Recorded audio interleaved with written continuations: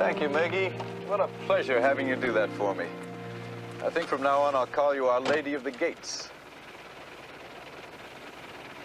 How many of those wretched gates are there between Gillenbone and Regida? 27, Father. 27. And that means one has to stop and get out. Well, how many times? 54, Father. Well done. 54 times coming and 54 times going. Now, if a priest were to travel between Gilly and Regida to see his favorite person, say, once each month, how many times would he have to stop and get out during 1 year's time? It's all right, Father. With the baby to take care of, I'll be too busy to miss school. Oh, Meggie. Meggie.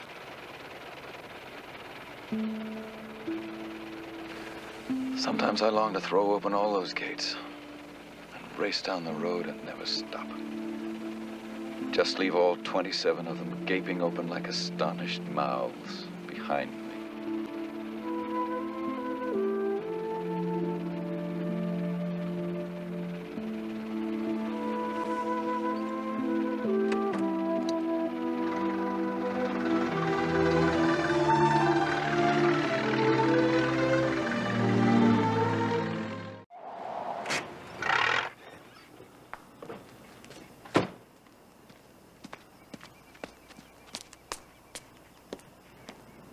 Father de Bricassar, how very nice to see you again.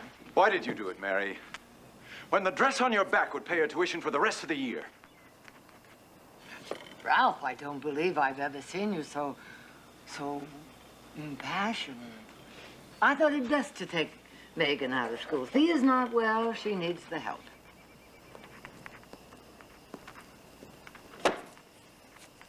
Why do you dislike Meggie so much? She's a beautiful, intelligent little girl, and yet no one seems to give a rap about her.